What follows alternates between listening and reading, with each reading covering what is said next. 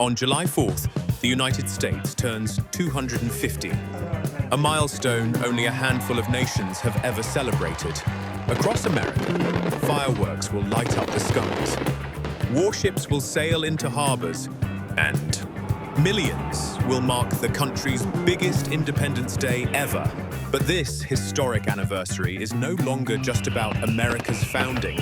Why has the 250th birthday of the United States become the center of a political battle? Has President Donald Trump transformed a national celebration into a personal political spectacle?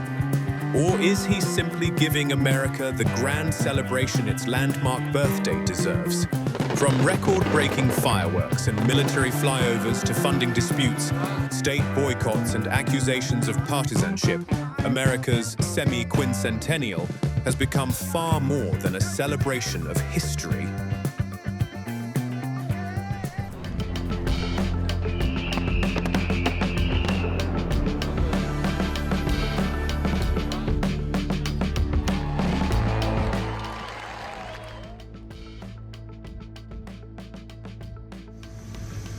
The idea of celebrating America's 250th anniversary did not begin with Donald Trump. Back in 2016, Congress created the bipartisan America-50 Commission to organize nationwide commemorations for the semi-quincentennial. The vision was simple: encourage schools, museums, historical societies, local governments, and communities to celebrate the country's journey over 2.5 centuries. The emphasis was on education, civic participation, and bringing Americans together regardless of political affiliation. That approach changed after Donald Trump returned to the White House. Soon after beginning his second term, Trump signed an executive order creating the White House Task Force on celebrating America's 250th birthday, better known as Freedom 250. While America 250 continued with local educational programs, Freedom 250 became the face of the biggest national celebrations. The White House promoted the initiative under the slogan, "America is back," placing greater emphasis on patriotic displays, military strength, and large public events.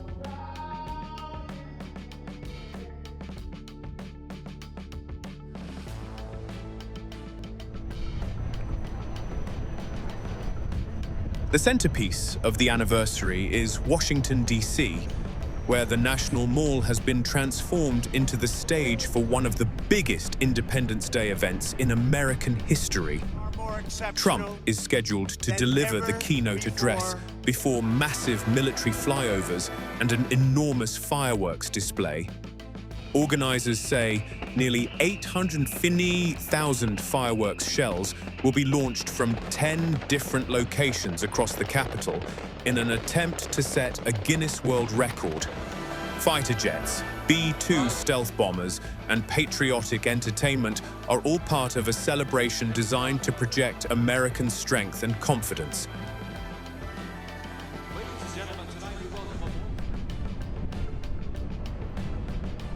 The festivities stretch far beyond one evening.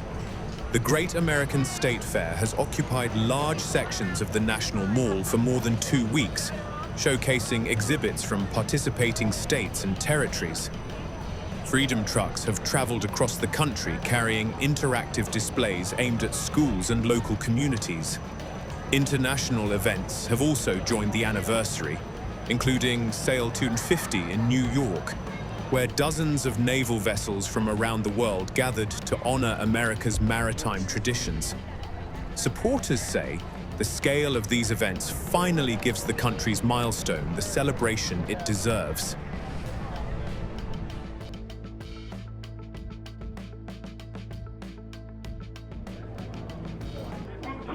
The criticism is not about celebrating Independence Day itself. It is about who has become the focus of the celebration. Trump described the July 4th event as the most spectacular Trump rally of them all. while also calling it a tribute to America. He invited supporters by saying they should come if they liked airplanes, fireworks, and President Trump. Critics argue those comments blurred the line between a national commemoration and a political event. Several Freedom 250 programs have also drawn scrutiny for incorporating current political themes. Events known as Maha Mondays promote the Make America Healthy Again agenda associated with Health Secretary Robert F. Kennedy Jr. and Dr. Mehmet Oz. Meanwhile, the educational content used inside the traveling freedom trucks was developed by conservative organizations PragerU and Hillsdale College. Critics argue that a celebration originally designed to reflect the country's entire democratic journey now carries the messaging of the current administration.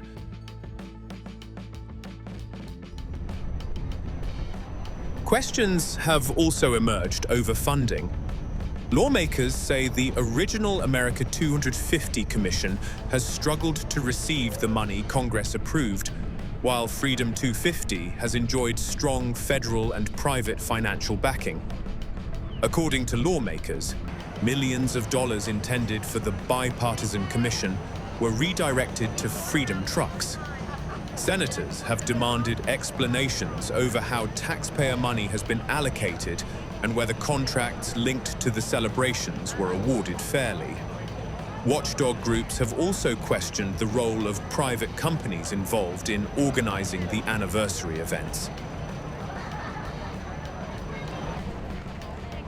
Not every state embraced the Washington celebrations. Several states chose not to participate in the Great American State Fair, leaving empty exhibition spaces across the National Mall. Some cited the financial cost of setting up pavilions, while others argued the celebrations had become too politically partisan. Even among participating states, attendance varied widely. Some pavilions attracted long queues, while others struggled to draw visitors. The political divide extended into entertainment as well. Several well-known performers reportedly withdrew from official events after expressing discomfort about appearing at White House-led celebrations. Reports also suggested attendance at the June launch of the Great American State Fair fell below expectations. Officials later focused on ensuring strong turnout for the July 4th celebrations, despite forecasts of extreme heat, tighter security measures, and growing political tensions surrounding the anniversary. Criticism has not come from Democrats alone. Some Republican lawmakers have also argued that America's 250th birthday should remain above party politics. Senators and representatives from both parties have urged the country to treat the anniversary as a moment of national unity rather than political competition. Historians have also questioned whether the president's dominant role risks overshadowing the broader story of American democracy. While Freedom 250 dominates Washington, other groups have organized alternative events across the country. America 250 continues to host concerts, exhibitions, and educational programs independent of the White House. Progressive organizations such as Next 250 and We the People 250 are holding separate events promoting what they describe as a more inclusive vision of America. Instead of one nationwide celebration, the country's 250th birthday has produced multiple competing narratives about what the United States represents today. America's 250th birthday was meant to celebrate the past. Instead, it has become a reflection of the present. For supporters, Freedom 250 showcases a stronger, prouder America. For critics, it turns a shared national milestone into a deeply political spectacle. As fireworks light up the skies over Washington, one question remains. Will history remember America's 250th Independence Day for celebrating the nation or for celebrating the man leading it?